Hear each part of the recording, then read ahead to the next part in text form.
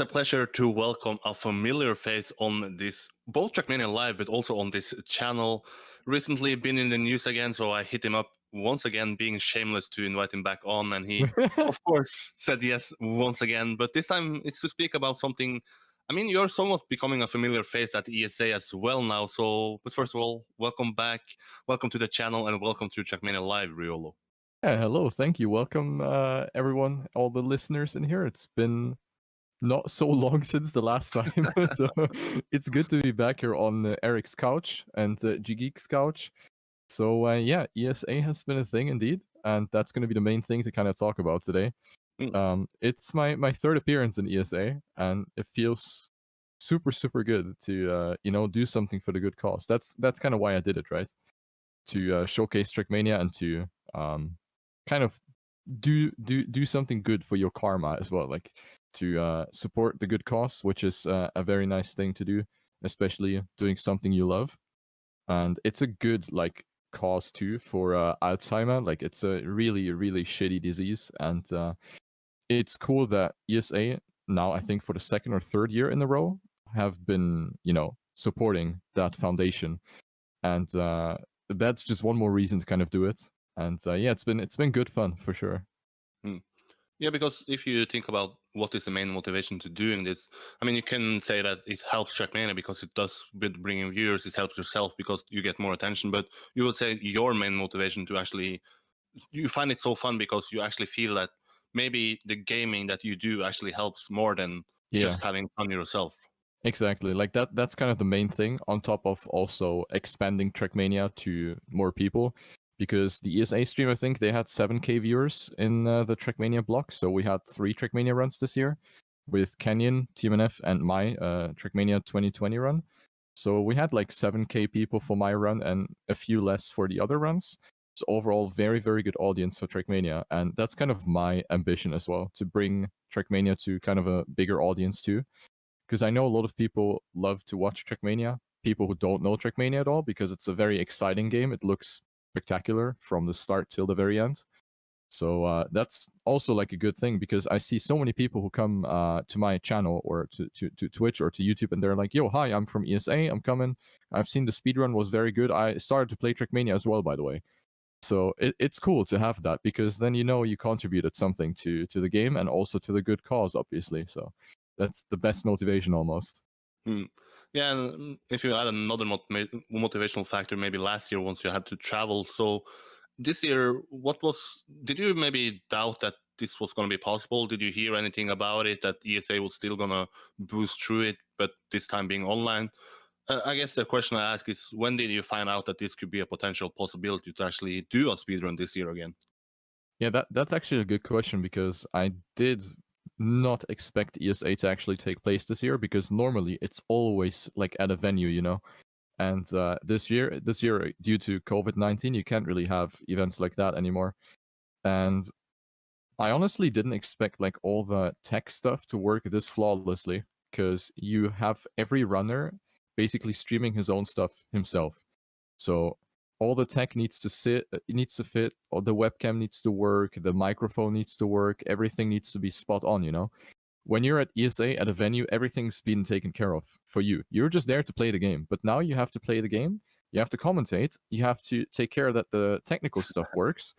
So it's a lot more, and I didn't expect that people are actually going to figure out a way to actually kind of make it work.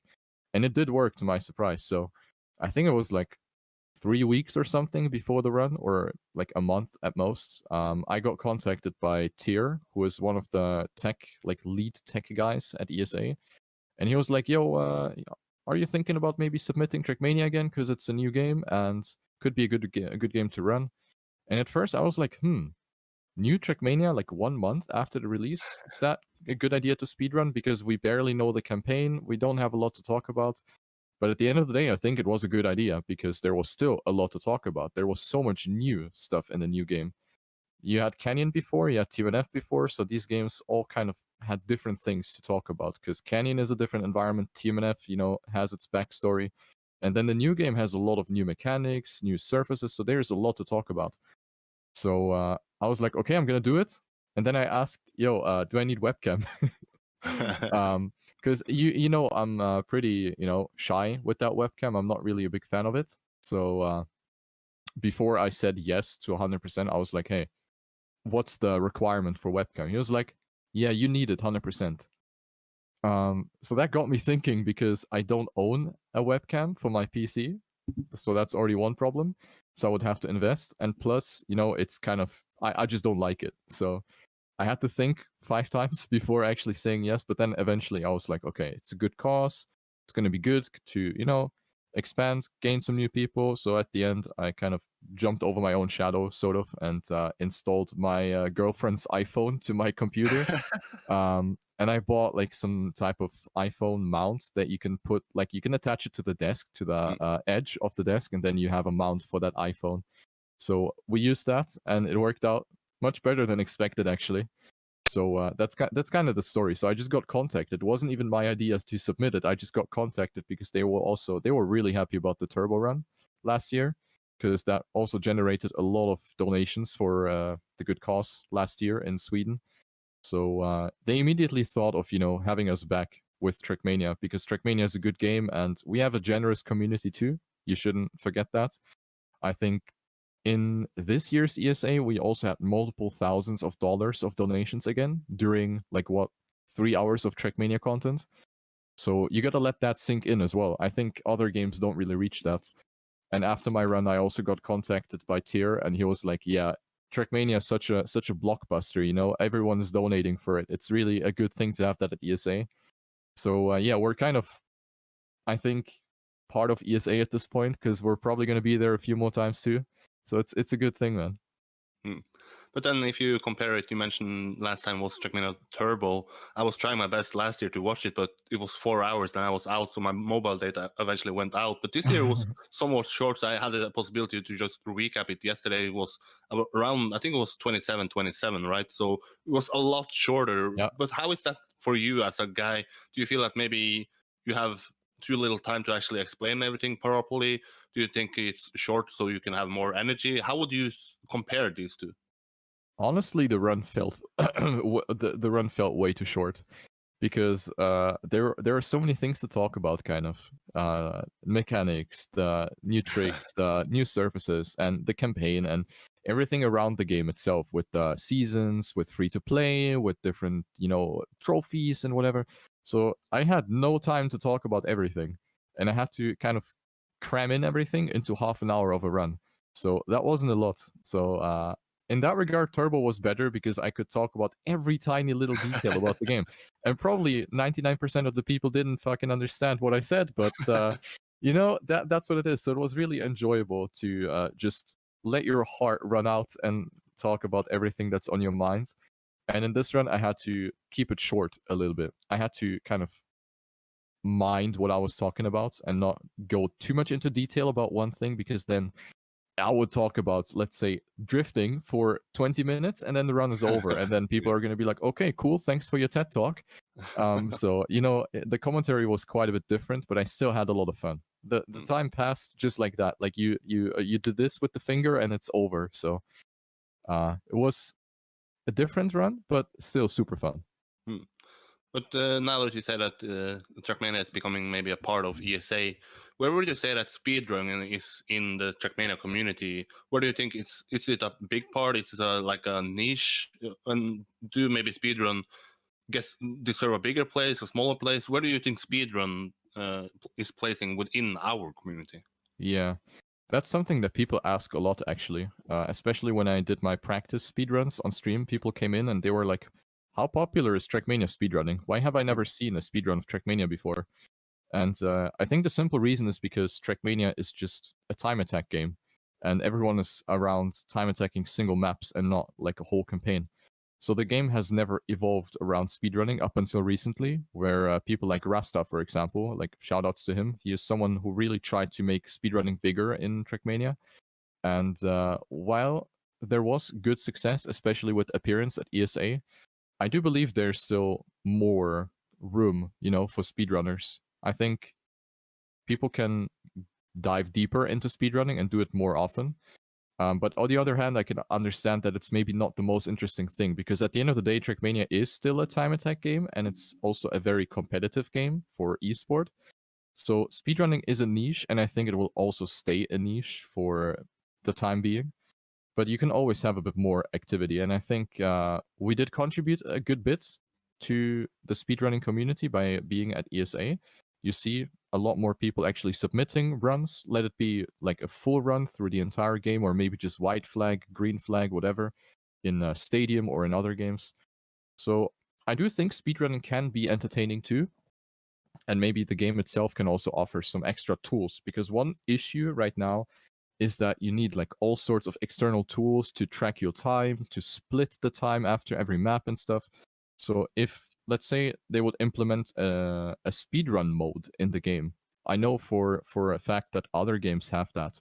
You can play, let's say, campaign, normal campaign, and then there's also speedrun mode that tracks your time automatically, and that also, switches to the next map immediately. You cross the finish line and it goes next map. You don't have to do any sort of menuing. So I think that could be something that people want for Trackmania. So you don't have to do the menuing. You don't have to go out of the game, then click next map, and then, swap through 5 menus till you can actually drive. So maybe that's something that could be implemented. But yeah, overall, I think speedrunning is still going to be kind of a smaller thing, but still a super fun thing, and also good to watch, I believe. We talked a little bit about this on the show I have with Turbo and Scotty yesterday, and I mentioned that it's cool that we show so much Trackmania to people. But let's say that you've never watched Trackmania and you tune into ESA, and then you see first, I don't know what was first, but let's say Canyon was first, and then Trackmania Nations Forever, and then your Trackmania. You showed 3 different parts of the game. Do you think it may be confusing for a new guy to where do I start in Trackmania? Because I see this as a question that comes up in, let's say, your chat, and new players like, what Trackmania should I play? Do you think it's maybe better if we single-handedly promote just the new game, or do you think it's good that we show how much different games you have, how many different communities we have in this game? Yeah, that's actually a good question. You can see it from multiple sides, I believe. On the one hand, it's probably for the better to have one centralized game that everyone focuses on. In this case, it would be the new game, obviously. But on the other hand, let's take a look at some other games. Yeah, for example, Mario. Like, there are 5 billion Mario games, and half of them are being speedrun at ESA every year. So I don't think people are asking themselves, okay, what Mario do I start with? They just play whatever they think they looks the best. And every community kind of, they still have a community, right? Like every sub game, let's say, they all have their own community, and it's the same with Trackmania. So I think no matter what Trackmania you start, you will always have people to play with. So you can see it from these two sides. I don't really think it should be handled that way, to just play one game, but to show the variety of Trackmania. Because at the end of the day, every Trackmania is the same. It's always about going fast, and it's mostly stadium too. So there's kind of a relationship between all the Trackmania games. It's not like you're playing one racing game, one shooter, one football game, but it's always just a racing game. Like a racing game to its core. It's really just racing. It's nothing else. No tuning, no shenanigans. You just race. And I think that's why having the variety in Trackmania is good. It might be a bit confusing with the different environments and stuff, but the speedrunner can always explain that. So I don't think it's really that big of a problem, to be honest. And also, yesterday I felt somewhat, creative. I was like, why only show campaigns? Why not try to show... I mean, when people mention what is good about Trackmania, people always mention that, you can make your own tracks. You can, and the community in this game is so creative with the tracks. Do you think it's possible that in the future we see at ESA maybe some community-made campaigns, maybe go through like a competitive map pack? I suggested after, once you and Virtual was in Malmö, that Carl Jr. would play all of the WC maps, just to go through the history of this game, show the casual viewers that this game is also competitive. It's more than just a campaign that I think most people somewhat relate to Trackmania anyway. Yeah, so that's the point. I think the campaigns are the most relatable content in the game. I do believe that playing other maps could be exciting. We've had the idea of maybe doing track of the day in the new Trackmania. Like, there's always a new track, right? So that you play all the maps that have been released at some point, which would be a lot of content to some degree, but it could be a good idea too, because in Track of the Day you have a lot of cool tracks you can show. But yeah, I think the campaign is still kind of the number one thing to go for. In other games, it's the same. Like I'm drawing the example to other games again, but in other games you also have the standard stuff, not any community-made stuff, not mods or anything. It's just the standard stuff, and I think that's the speedrun in a very classic sense, sort of. So the Trackmania has the advantage that you have the modability, you have custom content, and I'm sure you can make good stuff with it, like ESWC campaign, or I don't know, gamers assembly maps, or I don't know, you name it, you name it. But I do believe the charm is in the campaign still, because of the relatability. So I'm not sure. It could work, but I think campaign is still the number one thing. It will always be, to be honest. Last question about the ESA in particular. What is the future for you in this? Do you think it's still going to be fun to go for another time? Do you think that maybe you have done your part in ESA? Maybe I think Virtual was going to go to another speedrunning assembly. Is that something you think about in the future? Where do you see yourself within a speedrunning in the future? I'm going to keep it super casual. While I do enjoy speedrunning, I don't really see it as an activity I would pursue for a super long period of time. So whenever I speedrun, it will be for an event, for a good cause. So let's say ESA. You mentioned Virtual. He's going to be at Games Done Quick, which is like the biggest speedrun event on Twitch. And it's normally based in the United States. But now with COVID, of course, people can do the same thing like with ESA. So you stream from home. So that is the advantage that you have now and that Virtual has. So you can do the run at Games Done Quick. I'm personally not a big fan of the event for various reasons. I feel like it's being commercialized too much, and there has been a lot of drama about speedrunners at that event. I'm not going to dive into it too much because it's kind of, it would exceed the boundaries of this podcast, I think. But there has been some bad stuff happening in that event, and I just don't want to support it really. And on top of that, I wouldn't be able to travel to the States. It's so expensive as well. So that's also another thing.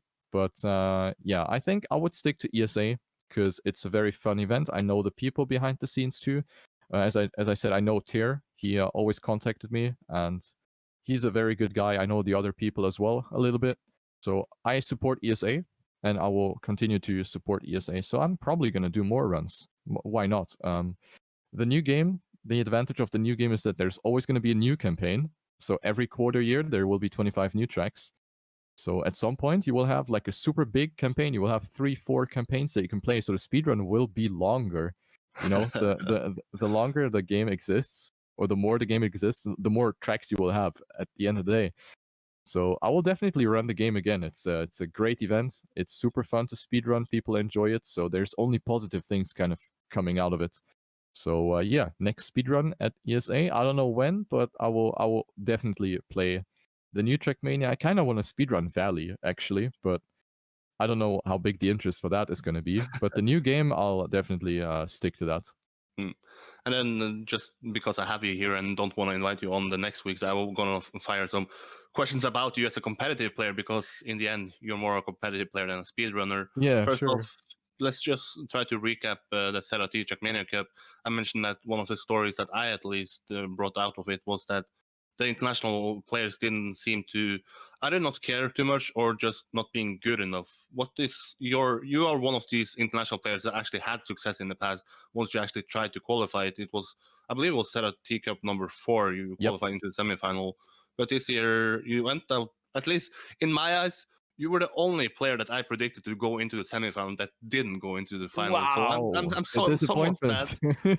You went out and Yannick was in. If not, it would have been a perfect bet for me. But tell us, what is your recap of the ZrT? Why didn't you eventually make my bet 100% perfect? Oh, sorry, Eirik. No But the ZrT Cup was an interesting thing actually, because in the beginning I was like, in my mind I wanted to commit to the ZrT Cup because I wanted to prove a point, kind of, to return to the ZrT Cup after a long break and kind of, you know, do well. Because I know I can. It's just a matter of practice, and it's also a good way to learn the new game, learn the maps, all the crazy stuff that ZrT's putting into his maps. It's a great way to learn the game fast. But I somehow I found myself being too busy with other things at the same time. So I was streaming a shit ton. I created a lot of content on YouTube. I was playing other competitions as well. The Grand League show match, for example, also took some time. So at the end of the day, I didn't find myself that motivated than what I anticipated. So the closer the cup came, the more I just settled myself to just play casual, to just have fun. And I heard from other people, like Spam, he also did the same. So I was like, okay, we're just gonna both play for fun, see how far we can get, just have some fun, you know? And I think that was the correct mindset for me too, because by not taking it super seriously, I also had no expectations going into the cup. Normally, I have expectations from myself because that's how it works in the competitive scene. You need to go into it with some expectation. You can't just go in and be like, yeah, I'll just play. You know, you actually have to expect something from you, even if it's not a lot. And this time around, I had no expectations because I barely practiced, and I knew it was going to be a long day. It was, I think, almost 8 hours of just playing all day long. So that obviously plays with your focus, with your fatigue, with everything. So I knew it's going to be an exhausting one, and I didn't expect a lot. So I just wanted to entertain people and have fun. And I knew there was going to be a lot of people watching too, because English streams are quite rare for ZRT. So I knew people are going to come in. And so I just wanted to put up a good show, laugh about all the mistakes, you know, just make it entertaining. And I think that was the most healthy thing I could have done, considering I practiced almost nothing. I knew the maps and I knew where to go, but I didn't know like the tricks or anything. I knew barely anything about risky strats or how to save. I just drove, you know, and it got me into round 6, I think. So it was the last match on Saturday before I died. And I'm telling you, I really died. I was so tired. Like, I couldn't do anything anymore. I was so tired. And other people just outplayed me because I was facing some really good people. And at that point, it was just GG. But I still had fun. Um, and I think the reason why international people maybe didn't take it that seriously is because there was no live venue. That's what I heard from a lot of people. And that is obviously a motivation to qualify for the ZrT Cup because you get everything paid. You can, you know, play on a big stage. You get a lot of new followers and stuff. So it's a great experience in itself. But since that fell flat, sort of like it's just not happening, I think other people next to me were also like, okay, maybe next year, you know, because next year it's gonna happen, most likely, hopefully. So next year, I'm personally going to go full speed and try to put as much effort as possible into the ZrT Cup 2021. I think others are going to do the same. But this year, we just didn't feel it as much. And I think that's because of no live venue. And because then it was a somewhat a hypothetical question I asked myself when trying to predict the next year's edition is, are the international players then gonna be able to qualify just because they take it serious, or are they gonna feel somewhat left behind because you have people like Bad Lulu, now Sarah, that essentially they care so much about this that they aim all their focus towards this event. Do you think that maybe the French players that are coming up eventually will benefit in this, that maybe competitive players like yourself that maybe tries to do whatever is at the top of the competitive scene might lag behind this? Or do you think that the best are going to be the best once you actually put the hours into it for the next year's edition? I think for next year, it's going to be a big grind because this year, as you said, some people were missing out. And that made it easier for other people to kind of shine through. I don't want to say they're bad because they're obviously like really, really good players. You've seen, ZrT, for example, he played out of his mind. Yep. Like he's a really, really positive surprise. Also Darker, he was like one of the underdogs and he got super far. So also shout outs to Darker. But yeah, of course, the more competition you have, the harder it's going to be. This year, there was maybe a little less competition. Next year, when people are even better at the game, when there's more to fight for, when there's more competitors, it's going to be a fiesta. I'm going to telling you, it's going to be really difficult to compete. Like, it's going to be the most stacked ZRT Cup for sure. Oh, I'm so looking forward to it, and I hope I know, or I said that as well before this year, that I know I will be in Paris, but then COVID-19 happened. But let's hope that that is not going to be the case. I'm going to say it. I'm going to be in Paris, and I hope that you will be there. But now, I mean, all you're the first guest to actually pass 50 minutes, I believe, on this sort of Trackmania Live. The reason why I did this was to have interviews short, but it's too much fun to talk with you. I think we run over 25 minutes now. So, is there any final words to the people that is watching you at ESA, that is watching you on your streams, that is maybe new to Trackmania? Any final words to close out this record-breaking interview at Trackmania Live?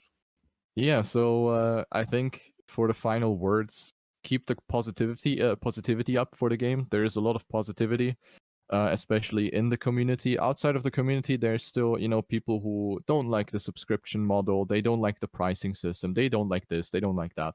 Of course, you can't have a perfect game. I know that myself. We all know that. There's still a lot of things to be worked on.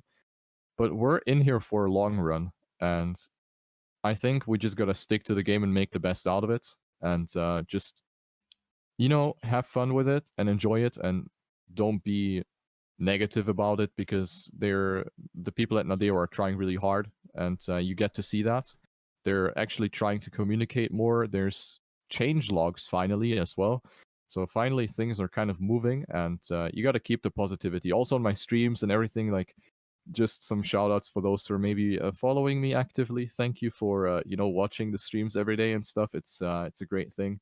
Never expected to go this way too. And I think for you guys with the interviews, it's also a lot of new content, a lot of new topics to talk about. So we're all kind of benefiting from it. So the positivity needs to stay, and then we're off for a good future, I believe.